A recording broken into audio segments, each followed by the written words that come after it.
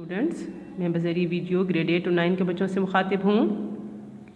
मेरी पिछली 2 वीडियो के ज़रिए आपने चैप्टर नंबर 1 इंशाल्लाह ख़त्म कर लिया होगा। आज हम चैप्टर नंबर 2 स्टार्ट कर रहे हैं।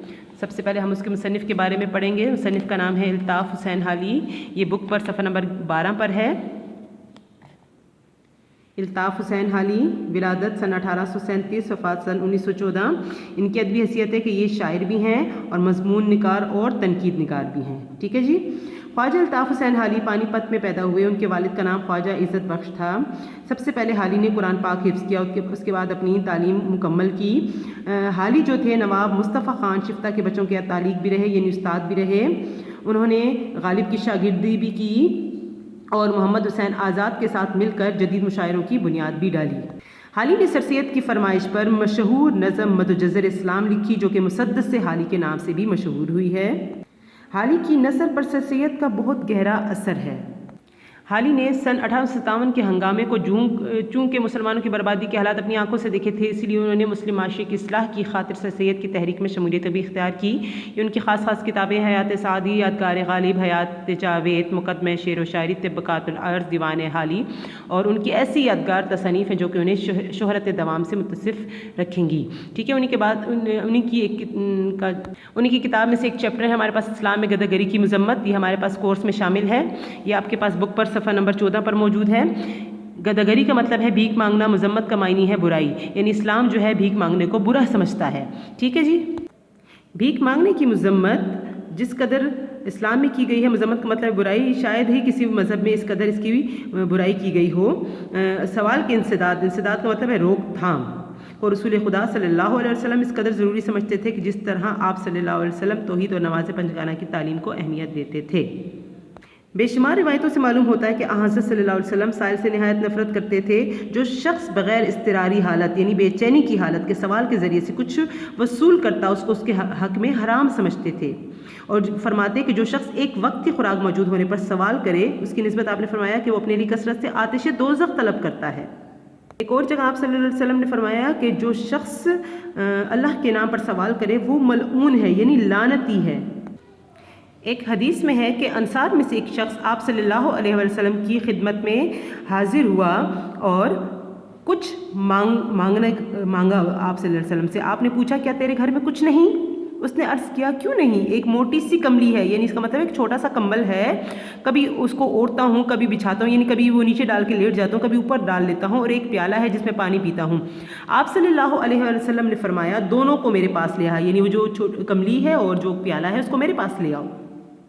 वो दोनों चीज़ें लेकर हाजिर हुआ। आप सल्लल्लाहु अलैहि वसल्लम ने उसको हाथ में लेकर लोगों से फरमाया, यानी उस वक्त मजलिस में जो लोग मौजूद थे उनसे फरमाया कि इनको कौन ख़रीदता है? एक शख्स बोला मैं 2 दरहम को ख़रीदता हूँ। फिर आप सल्लल्लाहु अलैहि वसल्लम ने 2 या 3 बार फरमाया कोई 1 दरहम से ज़्यादा दे सकता है? एक शख्स ने कहा कि मैं 2 दरहम देता हूँ। आपने कमली और प्याला उसको देकर 2 दरहम ले लिए और उस अंसारी से कहा कि जा और 1 दरहम का तू खाना घर ले जा, और घर में पहुंचा और दूसरे दरहम की कुल्हाड़ी खरीद कर मेरे पास ला। वो कुल्हाड़ी खरीद लाया और आप सल्लल्लाहु अलैहि वसल्लम ने अपने दस्ते मुबारक से, यानी अपने हाथ मुबारक से उसमें एक लकड़ी का दस्ता ठोंक दिया और फरमाया जा लकड़ियाँ काट और बेच। अब मैं तुझको 15 दिन तक ना देखूं। वो शख्स चला गया और लकड़ियाँ काट कर बेचने लगा। 15 दिन के बाद जब हज़रत सल्लल्लाहु अलैहि वसल्लम की खिदमत में दोबारा हाजिर हुआ तो उसके पास 10 दरहम जमा हो गए थे, यानी उसने मेहनत की थी, अब उसके पास 10 दरहम जमा हो गए थे। उसने उनमें से कुछ का तो कपड़ा खरीदा और कुछ से खाने का सामान मोल लिया। आप सल्लल्लाहु अलैहि वसल्लम ने फरमाया ये तेरे लिए इससे बेहतर है कि जब तू क़यामत के दिन आए तो तेरे चेहरे पर भीख मांगने का दाग हो।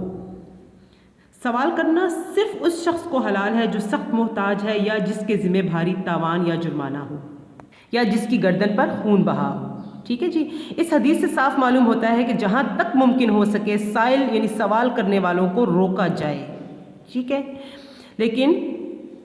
लेकिन आजकल के हालात में देखा जाए तो ज़्यादा हमें साइल भीख मांगने वाले लोग नज़र आते हैं। एक और रिवायत में है कि हज़रत उमर रज़ी अल्लाह ताला अन्हो ने एक साइल की आवाज़ सुनी और ये समझ करके भूखा है उसको खाना खिलाने का हुक्म दिया। थोड़ी देर बाद फिर उसकी आवाज़ सुनाई दी, मालूम हुआ ये वही साइल है और खाना खाने के बाद अब फिर मांगता है। आप रज़ी अल्लाह ताला अन्हो ने उसको बुलवाया और देखा कि उसकी झोली रोटियों से भरी हुई है। आपने झोली का एक सिरा पकड़ कर उसको ऊँटों के आगे झाड़ दिया और फरमाया तो साइल नहीं ताजिर है। इसी तरह इस चैप्टर के अंदर कुछ और वाक़यात भी लिखे हुए हैं। اینڈ پہ ہمیں بتایا گیا ہے کہ اس گداگری کو ہم کیسے روک سکتے ہیں. انہوں نے یہاں بتایا گیا کہ ہمارے علماء اور واعظین کو لازم ہے، یعنی جو واعظ کرتے ہیں، واعظ و نصیحت لوگوں کو کرتے ہیں، ان پر لازم ہے کہ وہ اپنی مجلسوں میں اس کو روکیں، لوگوں کو بتائیں اس کے کتنے مضر اثرات ہیں جو قرآن مجید میں جگہ جگہ بیان کیے گئے ہیں. اور ان ہٹے کٹے بھیک مانگنے والوں کو دینا نیکی نہیں ہے، الٹا گناہ کا مرتکب ہونا ہے. لوگوں کو سمجھایا جائے. ٹھیک ہے، آپ نے کوشش کرنی ہے اس پورے چیپٹر کی اچھی طریقے سے ریڈنگ کرنی ہو. یہ چیپٹر جو ہے مصنف کی کتاب مقالات حالی حصہ اول سے لیا گیا ہے. آپ نے اس چیپٹر کی بہت اچھے طریقے سے ریڈنگ کرنی ہے. میں نے آپ کے لیے کچھ مشکل الفاظ لکھے ہوئے ہیں، وہ میں آپ کو بتاتی ہوں. یہ چند مشکل الفاظ، ان کے معنی ہے. نمبر 1 آپ کے پاس ہے اتالیق، اس کے معنی ہے استاد. نمبر 2 متانت، سنجیدگی. مذمت کے معنی ہے برائی. پنجگانہ کا مطلب ہے 5 وقت. اضطراری کے معنی ہے بے چینی. ملعون کے معنی ہے لعنتی. حاجت، ضرورت. رفع، دور کرنا. جامع، مکمل. انسداد، روک تھام. سرائیت، پھیل. داو دہش، سخاوت. یہ چند مشکل الفاظ کے میں نے میننگ آپ کے لیے لکھے ہوئے تھے. آپ کوشش کریں اپنے لیے فیروز اللغات خریدیں اور اس میں میننگ باقی دیکھا کریں. ایکسرسائز میں کوسچن نمبر 1 ہے، متن کے حوالے سے خالی جگہ پر کریں یا آپ نے اپنی بک پر اس کو فل کرنا ہے. باقی انشاءاللہ آپ اسکول سے جب نوٹس لیں گے تو اس میں آپ کی ایکسرسائز کا ہر سوال اس میں ہم نے آپ کے لیے کوسچن آنسر لکھے ہوں گے. آپ نے کوشش کرنی ہے اس کو اچھے طریقے سے پڑھنا ہے اور اس کو اچھے طریقے سے یاد کرنا ہے.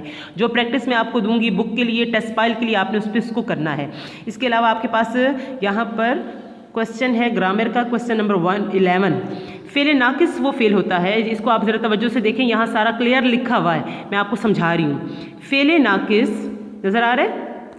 فعل ناقص وہ فعل ہے کہ جب تک فاعل کے علاوہ کوئی اور اسم یا صفت اس کے ساتھ نہ ملے وہ بات کو مکمل نہیں کرتا. جیسے ہیں، واحد ہے، جمع ہیں، ہوں، ہو، تھا، تھے، تھی، تھیں. ٹھیک ہے، اب لکھا ہوا ہے آپ اس سبق میں سے 5 جملے منتخب کریں اور اس میں فعل ناقص کی نشاندہی کریں. اس چیپٹر کے اندر سے 5 جملے نکالنے ہیں آپ نے جس میں فعل ناقص موجود ہو، یعنی لاسٹ میں اس طرح کے ورڈز موجود ہوں.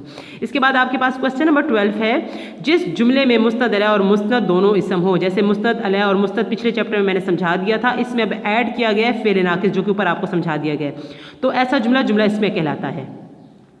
جملہ اسم کے فاعل کو مبتدا اور صفت کو خبر کہا جاتا ہے. مبتدا اور خبر کی پہچان یہ ہے کہ اگر کون لگا کر سوال کیا جائے تو جواب میں مبتدا آئے گا، اور اگر کیا لگا کر سوال کیا جائے تو جواب میں خبر آئے گا. جملہ اسم کے 3 بنیادی اجزاء ہوتے ہیں. نمبر 1 مبتدا، الف جو لکھا ہوا ہے آپ کے پاس مبتدا، بے لکھا ہوا ہے خبر. نمبر 3 ہے فعل ناقص. آپ کے پاس کچھ جملے ہیں. نمبر 1 ہیرا ذہین ہے. نمبر 2 قول نیک ہے. نمبر 3 موسم خوشگوار ہے. یہاں آپ کو بک پر سمجھایا گیا ہے. ان مثالوں میں ہیرا، قول اور موسم مبتدا ہے جو آپ کو الف میں بتا دیا. اس کا مطلب ہے یہ مبتدا ہے. اس کے بعد ذہین، نیک اور خوشگوار اس کی خبر ہے جو آپ کو بے میں بتا دیا گیا. خبر 3 حصے اس کے. اس کے بعد آپ کے پاس ہے، تینوں میں لاسٹ میں ہے موجود ہے، یہ فعل ناقص ہے. یہ آپ کے پاس یہ 3rd پوائنٹ. ٹھیک ہے، اور کچھ میں آپ کو اس کے لیے کچھ جملے بتاتی ہوں، اس کی آپ نے پریکٹس کرنی ہے. یہ دیکھیں جملہ نمبر 1 علی نالائق ہے. میں نے آپ کے لیے ایک ایگزامپل کے طور پہ لکھا ہے. علی جو ہو گیا مبتدا، نالائق اس کی خبر اور ہے فعل ناقص. اس طرح آپ کوشش کریں 3 جملے بنائیں اور اس میں اس طرح اس کے مبتدا، خبر اور فعل ناقص کی نشاندہی کریں. بیٹے آپ نے کوشش کرنی ہے اسکول سے نوٹس لینے ہیں اور یہ پوری جو ایکسرسائز ہے اس کے ہر کوسچن کو پڑھ کے اس کو اچھے طریقے سے یاد کرنا ہے آپ نے. اور جیسے میں نے آپ کو کچھ ریڈنگ میں سمجھا دیا ہے، آپ نے اس کی ریڈنگ بھی بڑے اچھے طریقے سے کرنی ہے اور اس کے ہر سوال کو یاد کرنا ہے. ٹھیک ہے، اللہ حافظ.